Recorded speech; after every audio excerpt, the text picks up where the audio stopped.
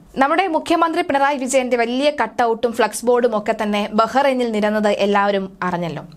സത്യത്തിൽ അവിടുത്തെ രാജാക്കന്മാർ ഒന്ന് കണ്ണു ചുളിച്ചു എന്നൊക്കെ നമ്മൾ അറിയുന്നുണ്ട്. കാരണം അവിടെ അങ്ങനെ ഒരു പതിവില്ല. രാഷ്ട്രീയ നേതാക്കളായിക്കോട്ടെ, അല്ലെങ്കിൽ ഈ പറയുന്ന പോലെ തന്നെ രാജാക്കന്മാരായിക്കോട്ടെ, കിരീടാവകാശികളായിക്കോട്ടെ വരുമ്പോഴൊന്നും ഇത്ര വലിയ കട്ടൗട്ട് വയ്ക്കുന്ന ഒരു രീതിയൊന്നുമില്ല. പ്രവാസി സംഗമം വെച്ചു എന്ന് പറഞ്ഞുകൊണ്ട് ഒരു വലിയ കട്ടൗട്ടൊക്കെ ഉയർന്നത് എല്ലാവരും കണ്ടു കാണും.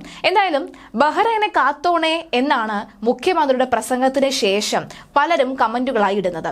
കാരണം അടിച്ചു പുകഴ്ത്തി അങ്ങ് വെച്ചിട്ടുണ്ട് എന്ന കാര്യത്തിൽ സംശയമില്ല. പക്ഷേ ഈ തള്ളുകളുടെ ഒരു ഘോഷയാത്രയായിരുന്നു. ഇത്രയും ക്ലാസിക് തള്ള് മറ്റെവിടെയും നമ്മൾ കേട്ടിട്ടില്ല എന്നും പലരും ആക്ഷേപിക്കുന്നുണ്ട്. അതായത് ഈ മുഖ്യമന്ത്രി പിണറായി വിജയൻ അവിടെ വന്ന പ്രത്യേകിച്ചും പ്രവാസികളൊന്നും അവിടെ ഇല്ലല്ലോ. കാരണം അദ്ദേഹം ഈ നട്ടാ കുരുക്കാത്ത നുണ പറഞ്ഞാലും കേൾക്കാനോ പ്രതിഷേധിക്കാനോ പ്രധാനപ്പെട്ട പ്രവാസികൾ ആരും തന്നെ അവിടെ ഇല്ലല്ലോ. സാധാരണക്കാരായ ജനങ്ങൾ അവിടെ ഇല്ലല്ലോ. പകരമുള്ളത് ഈ സ്പോൺസർമാരും അതുപോലെ തന്നെ ചില നേതാക്കൾ മാത്രമാണല്ലോ അവിടെ ഉണ്ടായിരുന്നത്. അതുകൊണ്ട് തന്നെ എന്ത് പറഞ്ഞാലും സദസ്സിൽ നിന്ന് ഒരു അമർഷമോ സദസ്സിൽ നിന്നും ഒരു ചോദ്യമോ ഒന്നും തന്നെ ഉയരാനുള്ള സാധ്യത വളരെ കുറവാണ്. ഏതായാലും ആ തള്ളു നമുക്കൊന്ന് കേൾക്കാം. LDF സർക്കാർ നൽകിയ 600 വാഗ്ദാനങ്ങളിൽ 580 പൂർത്തിയായി. പാവം 20 മാത്രം പൂർത്തിയാക്കാൻ പറ്റിയില്ല കേട്ടോ. ആ 580 ഏതൊക്കെയാണെന്ന് ഈ പ്രവാസികളോട് ചോദിച്ചു കഴിഞ്ഞാൽ അവർ കൈപൊക്കി കാണിക്കും, അല്ലെങ്കിൽ കൈ മലർത്തി ആകാശത്തോട്ട് നോക്കുമെന്ന കാര്യത്തിൽ സംശയമില്ല.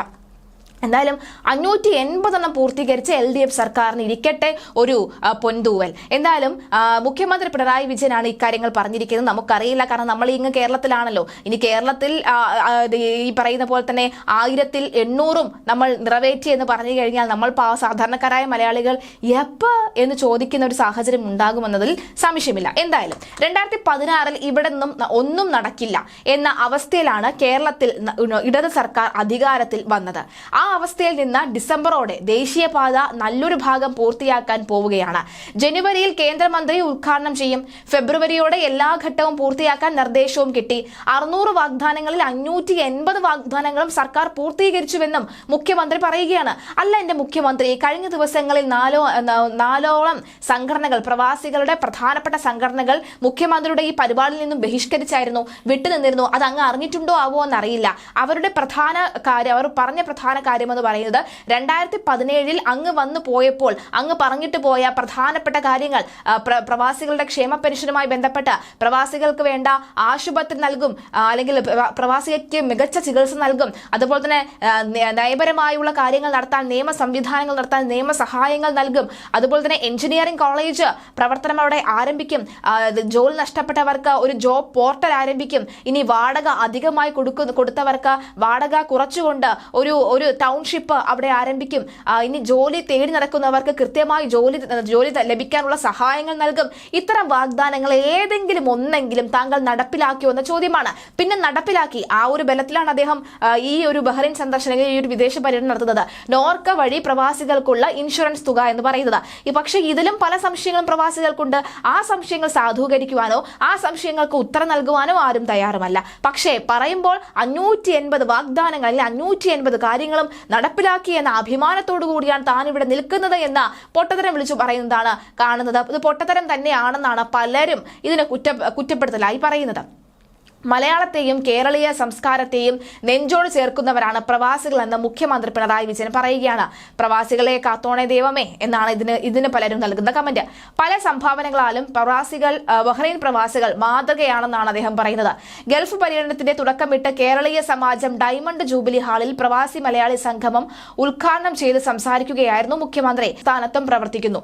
ഇതിലൂടെ 85,000 അധികം പേർ മലയാളം പഠിക്കുന്നു. ഭ്രാന്താലയം എന്ന് സ്വാമി വിവേകാനന്ദൻ വിശേഷിപ്പിച്ച കേരളം ഇന്ന് ലോകത്തിന് മാതൃകയാണ്. എങ്ങനെ എന്ന ചോദ്യമാണ്. നല്ല ചെറുപ്പക്കാരായ മിടുക്കന്മാരായ യുവാക്കൾ ഇന്ന് കേരളത്തിലില്ല. ചെറുപ്പക്കാരായ മിടുക്കന്മാരായിട്ടുള്ളവർ ഇന്ന് നാട് വിട്ടു പോവുകയാണ് ചെയ്യുന്നത്.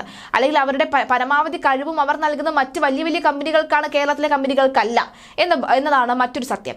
1957 EMS സർക്കാരിന്റെ പരിഷ്കരണങ്ങൾ കേരള മോഡലിന് തുടക്കം കുറിച്ചു. പൊതുജനം വല്ലാത്ത നിരാശയിലായിരുന്നു ഘട്ടത്തിലാണ് 2016 LDF സർക്കാർ വരുന്നത് കേട്ടോ. തുടർന്ന് വലിയ മാറ്റം വരുന്നു. നിരാശ മാറി ജനങ്ങൾ പ്രത്യാശയോടെ കാര്യങ്ങൾ നോക്കിക്കാണാൻ തുടങ്ങിയെന്നും മുഖ്യമന്ത്രി പറഞ്ഞു. ഈ ജനങ്ങളുടെ നിരാശ മാറിയിട്ട് സന്തോഷം കൊണ്ട് അവർക്ക് ഇരിക്കാൻ വയ്യേ എന്ന് പറഞ്ഞ് മലയാളികൾ എല്ലാവരും ഇപ്പോൾ ആകാശത്താണെന്നാണ് പറയുന്നത്. അല്ലെങ്കിൽ സന്തോഷം കൊണ്ട് ഇരിക്കാൻ വയ്യ, തെങ്ങിൽ കയറാന്ന് വെച്ചാൽ തെങ്ങൊട്ടില്ല താനും. ഊഷ്മളമായ സ്വീകരണം നൽകിയ ഭരണകൂടത്തിന്റെ സ്നേഹത്തിനും അദ്ദേഹം നന്ദി പറയാൻ മറന്നില്ല. 8 വർഷത്തിന് ശേഷമുള്ള മുഖ്യമന്ത്രിയുടെ സന്ദർശനം മലയാള സമൂഹം നെഞ്ചേറ്റി എന്ന് പറയുന്നു. പക്ഷേ പ്രവാസി സംഗമം, പ്രവാസി കൂട്ടായ്മയും അവിടെ എത്തിയില്ല എന്ന കാര്യം ആരും മറക്കേണ്ടതില്ല. എന്തായാലും അദ്ദേഹം അവിടെ ചെന്ന് തള്ളി മറിച്ചതിന്റെ ഒരു ചെറിയ പോഷൻ നമുക്കൊന്ന് കേൾക്കാം. നമ്മൾ കൃത്യസമയത്ത് ദേശീയപാത വികസനത്തിന് സ്ഥലം ഏറ്റെടുത്ത് കൊടുക്കാത്തത് കാരണം നമുക്ക് പിഴയൊടുക്കേണ്ടി വന്നു. ഇതുമായി ബന്ധപ്പെട്ട് 2016 സർക്കാർ അധികാരത്തിൽ വന്നതിന് ശേഷം ഞങ്ങൾ നാഷണൽ ഹൈവേ അതോറിറ്റിയെ സമീപിച്ചു.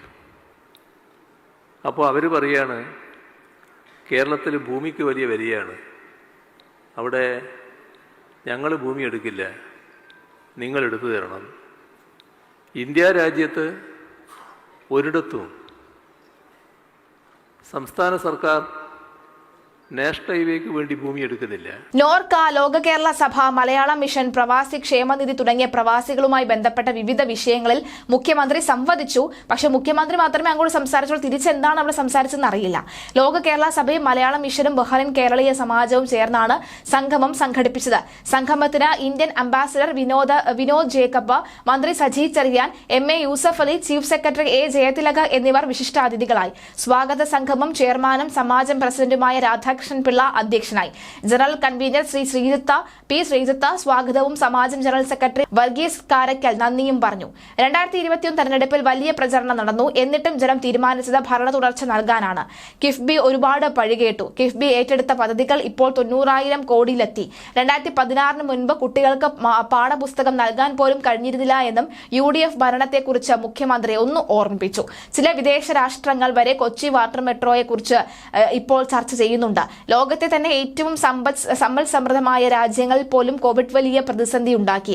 എന്നാൽ കേരളത്തിൽ അങ്ങനെയൊന്നും സംഭവിച്ചില്ല എന്ന് മുഖ്യമന്ത്രി ബഹ്റൈനിലെ പ്രവാസി സംഗമത്തിൽ പറഞ്ഞു. അതേസമയം ബഹ്റൈനിലെത്തിയ മുഖ്യമന്ത്രി പിണറായി വിജയനെ ബഹ്റൈൻ ഉപപ്രധാനമന്ത്രി Sheikh Khalid bin Abdullah Al Khalifa Manama റിഫയിലുള്ള ഉപപ്രധാനമന്ത്രിയുടെ കൊട്ടാരത്തിൽ സ്വീകരിച്ചു.